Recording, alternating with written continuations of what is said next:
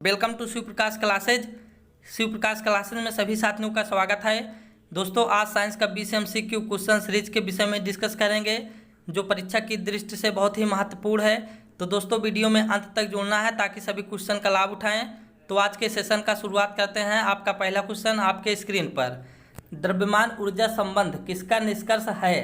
द्रव्यमान ऊर्जा संबंध किसका निष्कर्ष है? आपका ऑप्शन ए है क्वांटम सिद्धांत, बी है सापेक्षता का सामान्य सिद्धांत, सी है ऊर्जा का क्षेत्र सिद्धांत, डी है सापेक्षता का विशिष्ट सिद्धांत। तो आपका ऑप्शन सही हो जाएगा ऑप्शन बी, यानी सापेक्षता का सामान्य सिद्धांत। द्रव्यमान ऊर्जा संबंध किसका निष्कर्ष है? तो सापेक्षता का सामान्य सिद्धांत। तो आज के सेशन का दूसरा क्वेश्चन आपके स्क्रीन पर, सौर ऊर्जा को बिजली में परिवर्तित करने के लिए कौन सी युक्ति प्रयुक्त की जाती है? आपका ऑप्शन ए है इलेक्ट्रोकेमिकल सेल, बी है प्रकाश वोल्टी सेल, सी है डेनियल सेल, डी है इनमें से कोई नहीं। तो आपका ऑप्शन सही हो जाएगा ऑप्शन बी, यानी प्रकाश वोल्टी सेल।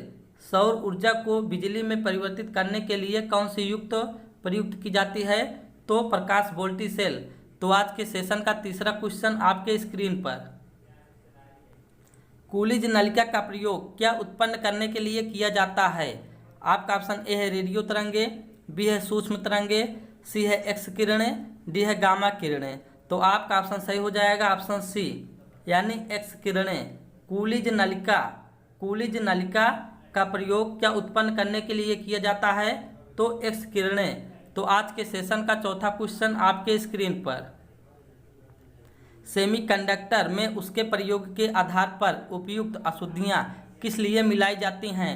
आपका ऑप्शन ए है उसकी विद्युत चालकता बढ़ाने, बी है उसकी विद्युत प्रतिरोधकता बनाना, सी है उसकी कार्यविधि बनाना, डी है उसे उच्चतर वोल्टता को सहने योग्य बनाने। तो आपका ऑप्शन सही हो जाएगा ऑप्शन ए, यानी उसकी विद्युत चालकता बढ़ाने। सेमीकंडक्टर में प्रयोग के आधार पर उपयुक्त अशुद्धियाँ किस लिए मिलाई जाती है? उसकी विद्युत चालकता बढ़ाने। तो आज का सेशन का पांचवा क्वेश्चन आपके स्क्रीन पर, डायोड वह प्रयुक्ति है जो धारा को, आपका ऑप्शन ए है एक दिशा में प्रवाहित होने देती है, बी है दोनों दिशाओं में प्रवाहित होने देती है, सी है किसी भी दिशा में प्रवाहित होने नहीं देती है, डी है इनमें से कोई नहीं। तो आपका ऑप्शन सही हो जाएगा ऑप्शन ए, यानी एक दिशा में प्रवाहित होने देती है। डायोड वह प्रयुक्ति है जो धारा को एक दिशा में प्रवाहित होने देती है। तो आज के सेशन का छठवां क्वेश्चन आपके स्क्रीन पर, टेलीविजन के दूरस्थ नियंत्रण के लिए किस प्रकार के विद्युत चुम्बकीय विकिरण का उपयोग किया जाता है? आपका ऑप्शन ए है अवरक्त, बी है पराबैंगनी, सी है दृश्य, डी है इनमें से कोई नहीं। तो आपका ऑप्शन सही हो जाएगा ऑप्शन ए, यानी अवरक्त। टेलीविजन के दूरस्थ नियंत्रण के लिए किस प्रकार के विद्युत चुम्बकीय विकिरण का उपयोग किया जाता है? तो अवरक्त। तो आज के सेशन का सातवां क्वेश्चन आपके स्क्रीन पर, दूरदर्शन के संकेत एक निश्चित दूरी के बाद नहीं मिल सकते हैं क्योंकि? आपका ऑप्शन ए है संकेत दुर्बल है, बी है एंटीना दुर्बल है, सी है वायु संकेतों को शोषित कर लेते हैं, डी है पृथ्वी की सतह वक्राकार है। तो आपका ऑप्शन सही हो जाएगा ऑप्शन डी, यानी पृथ्वी की सतह वक्राकार है। दूरदर्शन के संकेत एक निश्चित दूरी के बाद नहीं मिल सकते हैं क्योंकि पृथ्वी की सतह वक्राकार है। तो आज के सेशन का आठवां क्वेश्चन आपके स्क्रीन पर, रडार का प्रयोग किस लिए किया जाता है? रडार का प्रयोग किस लिए किया जाता है? आपका ऑप्शन ए है दूरस्थ वस्तुओं की पहचान करना और ऊर्जा का पता लगाना, बी है रेडियो रिसीवर से सिग्नल प्राप्त करना, सी है तुलकारी उपग्रह का पता लगाना, डी है इनमें से कोई नहीं। तो आपका ऑप्शन सही हो जाएगा ऑप्शन ए, यानी दूरस्थ वस्तुओं की पहचान करना और ऊर्जा पता लगाना। रडार का प्रयोग किस लिए किया जाता है? तो दूरस्थ वस्तुओं की पहचान करना और ऊर्जा का पता लगाना। तो आज के सेशन का नौवां क्वेश्चन आपके स्क्रीन पर, लेजर बीम का उपयोग होता है, यानी लेजर बीम का उपयोग होता है।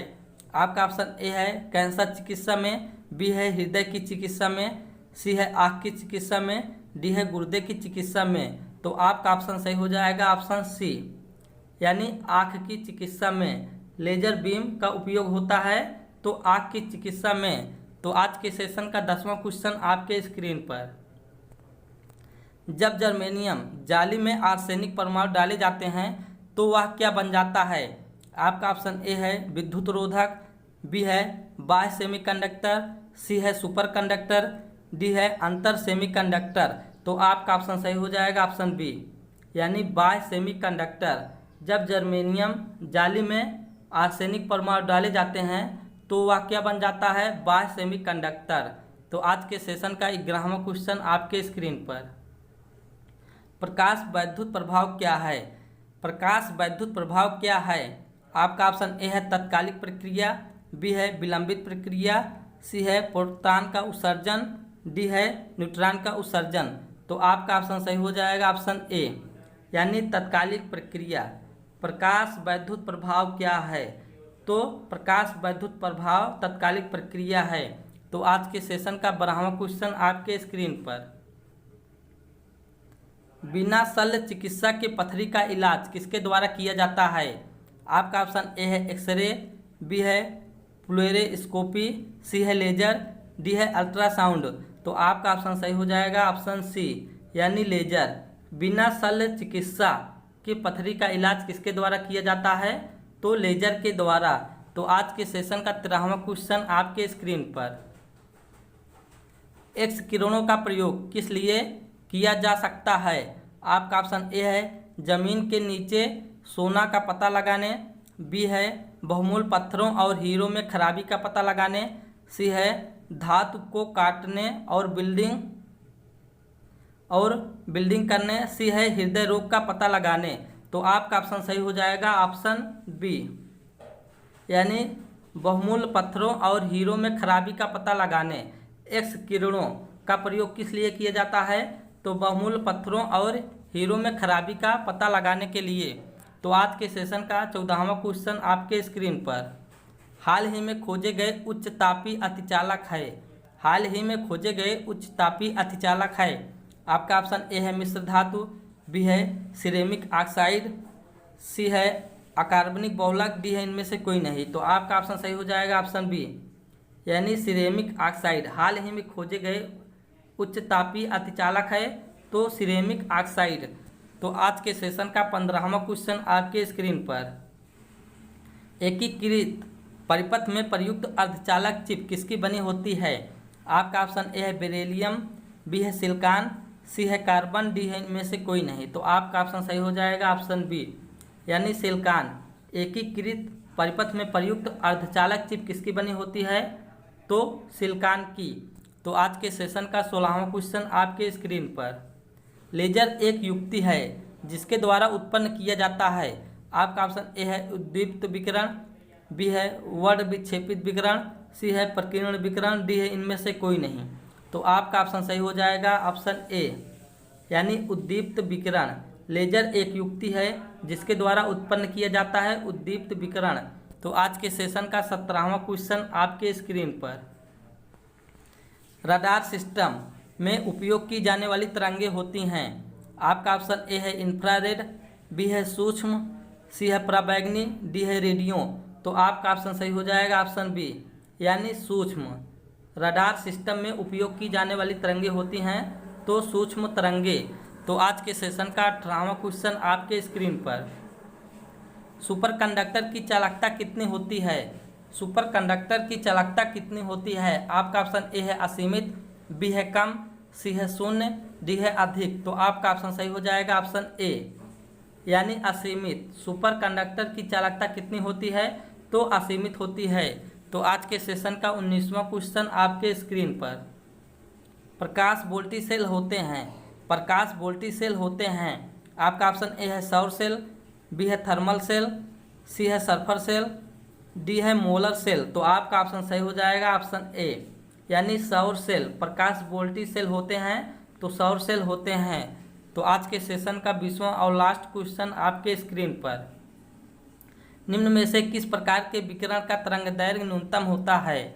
आपका ऑप्शन ए है रेडियो तरंग, बी है दृश्य प्रकाश, सी है पराबैंगनी, डी है इंफ्रारेड। तो आपका ऑप्शन सही हो जाएगा ऑप्शन सी, यानी पराबैंगनी। निम्न में से किस प्रकार के विकिरण का तरंग दैर्घ्य न्यूनतम होता है? तो पराबैंगनी का। तो दोस्तों मैंने आपके साथ साइंस का 20 MCQ डिस्कस कर लिए हैं। दोस्तों यदि कोई भी स्टूडेंट क्लास को पहली बार देख रहे हैं, यदि सब्सक्राइब न किए हैं तो क्लास को सब्सक्राइब कर लें, चैनल को, शिवप्रकाश क्लासेस को। तो धन्यवाद, thank you, love you all friends, bye bye, take care.